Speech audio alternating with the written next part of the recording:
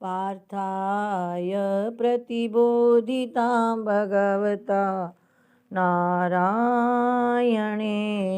स्वयं व्यासेन ग्रथितां पुराणमुनिना मध्ये महाभारतम् अद्वैतामृतवर्षिणीं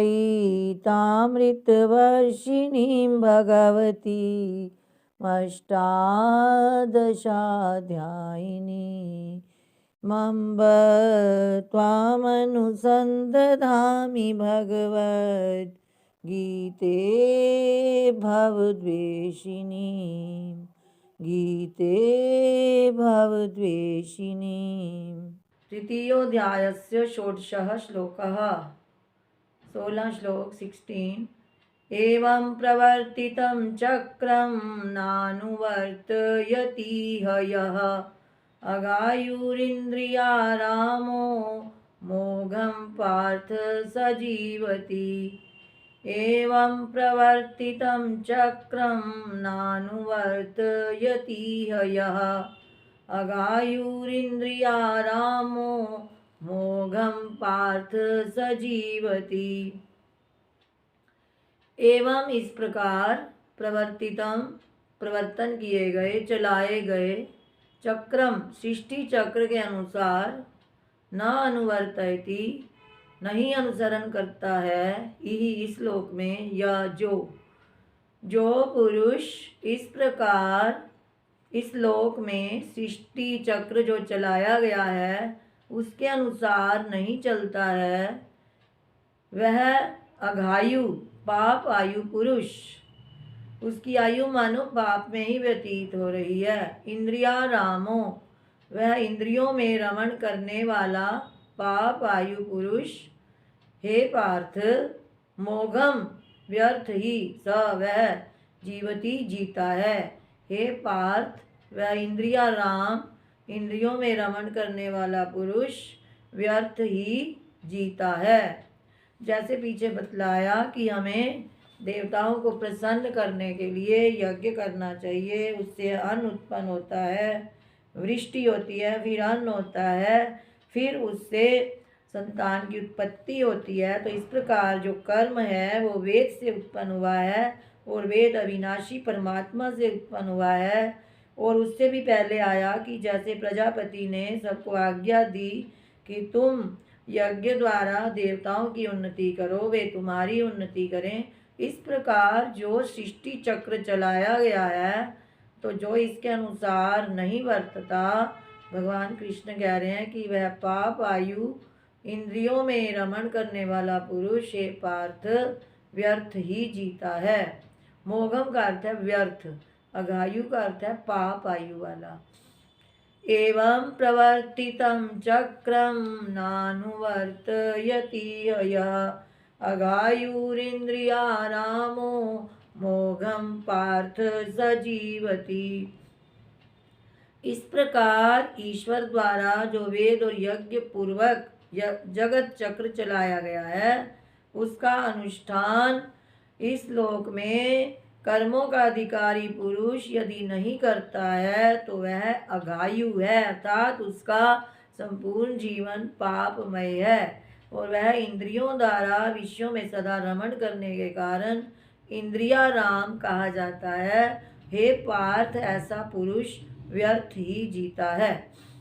भाष्य एवं इति एवं इत्थम इस प्रकार ईश्वरेण ईश्वर के द्वारा वेद यज्ञ पूर्वकम जगत चक्रम वेद और यज्ञ पूर्वक वेद के अनुसार और यज्ञ के अनुसार जो चक्र चलाया गया है जगत चक्रम प्रवर्तितम जो जगत चक्र प्रवर्तितम प्रवर्तित हुआ है चल रहा है।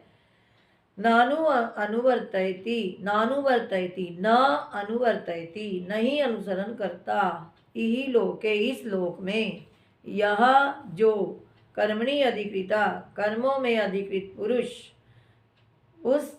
उसके अनुसार नहीं सन का अर्थ हुआ नहीं चलता हुआ इस प्रकार से अपना जीवन व्यर्थ करता है वह अघायु है। अघायु अर्थात अगम पापम आयुर्जीवनम यस्य। अगम का अर्थ है पापम, आयु का अर्थ है जीवनम, अर्थात उसका पापमय ही जीवन है। जिसका पापमय जीवन है उसको अघायु कहते हैं। सो अघायु पाप जीवन, पाप पाप में जीवन व्यतीत करने वाला। इति यावत इस प्रकार यहाँ तक कहा गया। इंद्रियाराम, इंद्रियाराम का क्या अर्थ है? इंद्रियै आराम आरमणम आक्रीडा विषयेषु यस्य स इंद्रियारामो। इंद्रियों के द्वारा आराम आरमणम आक्रीडा विषयेषु, इंद्रियों के द्वारा विषयों में ही सदा रमण करता हुआ, विषयों में ही सदा आसक्त होता हुआ जो पुरुष। इंद्रिय आराम आरमणम आक्रीडा का अर्थ ले लेंगे सबका आसक्ति। इंद्रियों के द्वारा विषयों में ही, विषय भोग पदार्थों में ही जो सदा आसक्त रहता है। यस्य जिस पुरुष का जीवन इस प्रकार बीतता है, स इंद्रिया रामो वह इंद्रिया राम कहा जाता है। मोघम वृथा, मोघम का अर्थ है वृथा। हे पार्थ स जीवती वह जीता है, यानी वह वृथा ही जीता है। जो पुरुष इस प्रकार वेद और यज्ञ पूर्वक चलाए हुए जगत चक्र के अनुसार नहीं वर्तता है वह व्यर्थ ही जीता है। हमारे पर ऋण होते हैं, अगर विवाह हुआ है संतान उत्पन्न नहीं करते कहीं तो उसके लिए भी पाप कहा गया है। तीन ऋण होते हैं, देव ऋण, पितृ ऋण, ऋषि ऋण। देव ऋण होता है जो देवताओं का धन्यवाद करके यज्ञ इत्यादि करके पूजा करते हो जो प्रति, उससे उतारा जाता है देव ऋण। पितृ ऋण होता है जिन माता पिता ने हमें उत्पन्न किया है तो उनको आगे के लिए भी उनका तर्पण होता रहे, तो संतान उत्पत्ति सीमित रूप में, तो इस प्रकार ये पितृ ऋण तभी उतरता है। और ऋषि ऋण जो ये हम स्वाध्याय इत्यादि करते हैं, जो ऋषि हमारे लिए इतने नियम पूर्वक ग्रंथ ये छोड़कर गए हैं तो उनको उनका स्वाध्याय करना, उन ग्रंथों का पठन पाठन करना, तो इससे ऋषि ऋण उतरता है। तो ये तभी सारे ऋण उतारे जाते हैं जब हम इन शास्त्रों का ठीक से श्रवण मनन निधिध्यासन करें। तो जो इस प्रकार शास्त्रों की बात को नहीं मानता है, कर्मों में उसका अधिकार है और पूर्ण रूप से वैसा नहीं करता है जैसा कि वेदों में कहा गया है, वेद यज्ञ पूर्वक जगत चक्र के अनुसार जो नहीं चलता है, जैसा वेद कह रहे हैं, ईश्वर ने जो वेद और यज्ञ पूर्वक जगत चक्र चलाया है उसका अनुष्ठान यदि कर्मों का अधिकारी पुरुष नहीं करता है तो उसका जीवन पापमय है। ये पंक्ति भी देखो, एवं इत्थम इस प्रकार ईश्वरेण ईश्वर के द्वारा वेद यज्ञ पूर्वकम जगत चक्रम प्रवर्तितम, वेद पूर्वक और यज्ञ पूर्वक जो जगत चक्र चलाया गया है, न अनुवर्तयति इसका अनुसरण जो नहीं करता, अर्थात बात वेदों की बात को नहीं मानता, वेदों के नियमों को नहीं मानता, यज्ञ इत्यादि नहीं करता, इही लोके इस लोक में यह कर्मणि अधिकृता जो कर्मों में अधिकृत पुरुष इस प्रकार से नहीं करता, ऐसा ना करता हुआ अघायु अगम पापम आयु पापमय आयु जीवनम, यस्य पापमय जीवन जिसका सो अघायु वह अघायु कहा गया है, पाप जीवन पापमय जीवन वाला कहा गया है। इति यावत इस प्रकार। अब इंद्रिया राम का अर्थ बता रहे हैं। इंद्रिया राम इंद्रिय आराम आरमणम आक्रीडा विषयेषु यस्य स इंद्रिया रामो, इंद्रियों के द्वारा आसक्त अत्यधिक आसक्ति पूर्वक विषयेषु विषयों में जो विचरण करता है, विषयों में ही जो आनंद लेता है, इंद्रियों के द्वारा विषयों में ही जो आसक्ति पूर्वक रमण करता रहता है, स इंद्रिया रामो वह इंद्रिया राम कहा जाता है। इंद्रियों के द्वारा विषयों में है आसक्ति जिसकी उसे इंद्रियाराम कहा जाता है, वह मोघम वृथा स वह पुरुष मोघम वृथा जीवती, वह व्यर्थ ही जीता है। हे पार्थ, हे पितापुत्र अर्जुन, जो पुरुष इस प्रकार सृष्टि चक्र के अनुसार जो वेद यज्ञ पूर्वक चलाया गया है ईश्वर के द्वारा, उसके अनुसार जो नहीं चलता वह व्यर्थ ही जीता है, जो केवल इंद्रियों के द्वारा विषयों में ही आसक्त रहता है। तस्मात् इसलिए अज्ञेन अधिकृतेन, जिसको ज्ञान नहीं हुआ और जिसका कर्तव्य कर्म में अधिकार है, कर्मों के कर्तव्यमेव कर्म, उसके द्वारा कर्म किया ही जाना चाहिए। प्रकरणार्थ, इस प्रसंग का यह अर्थ हुआ। इसलिए अज्ञानी पुरुष जिसका अधिकृतेन कर्म करने में अधिकार है, उसको कर्तव्यमेव कर्म, कर्म करना ही चाहिए। इति प्रकरणार्थ, इस प्रकरण का यह अर्थ हुआ। प्राग आत्मज्ञान निष्ठा योग्यता प्राप्ति, आत्मज्ञान निष्ठा की योग्यता प्राप्ति से प्राग पहले पहले, तादर्थ्येन कर्मयोगानुष्ठानम अधिकृतेन अनात्मज्ञेन कर्तव्यमेव इति एतत्। तो यहाँ पर बताया कि जिसको आत्मज्ञान की निष्ठा की योग्यता जब तक प्राप्त ना हो जाए, प्राग आत्मज्ञान निष्ठा योग्यता प्राप्त है, जब तक आत्मज्ञान निष्ठा की योग्यता प्राप्त ना हो जाए उससे पहले तक, प्राग उससे पहले उस आत्मा की प्राप्ति के लिए, तादर्थ्येन उस आत्मज्ञान की प्राप्ति के लिए, कर्म योगानुष्ठानम अधिकृतेन अनात्मज्ञेन कर्तव्यमेव इति एतत्। उस अनात्मज्ञ अधिकारी, कर्मों के अधिकारी पुरुष को कर्मयोग का अनुष्ठान कर्तव्यम एव अवश्य ही करना चाहिए।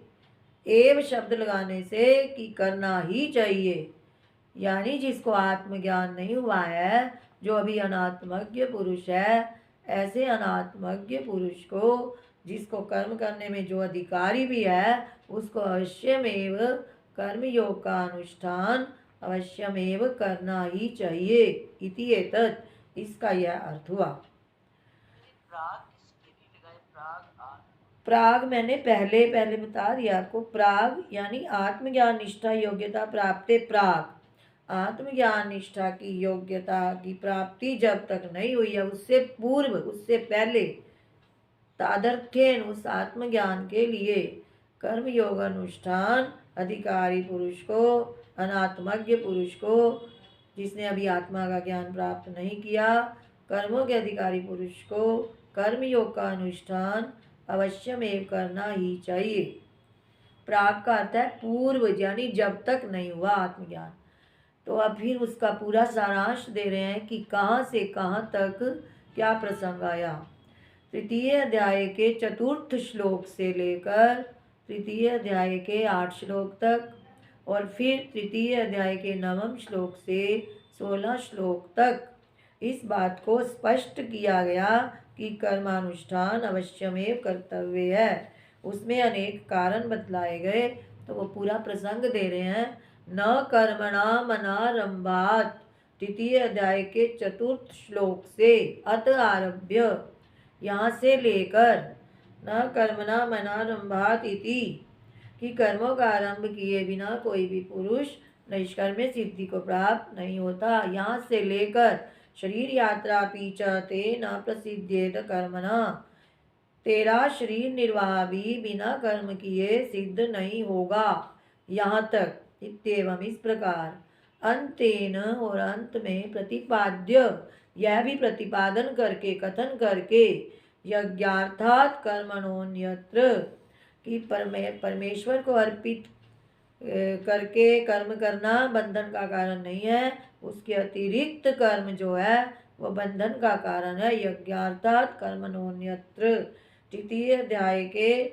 9वें श्लोक से लेकर मोघम पार्थ स जीवति, और जो पुरुष सृष्टि चक्र के अनुसार वेद यज्ञ पूर्वक सृष्टि चक्र के अनुसरण नहीं करता है वह व्यर्थ ही जीता है। इत्येवम इस प्रकार अंतेन अपि ग्रंथेन अंतिम श्लोक के द्वारा भी प्रासंगिकम अधिकृतस्य इस प्रसंग को बतलाकर अनात्मविदा जिसने आत्मा को नहीं जाना कर्मानुष्ठाने उसके लिए कर्म अनुष्ठान में उसको मतलब कर्मानुष्ठान त्यागना नहीं चाहिए। कर्मानुष्ठाने बहु कारणम उक्तम कर्म का अनुष्ठान क्यों करना चाहिए इस पर बहुत कारण बतलाए गए।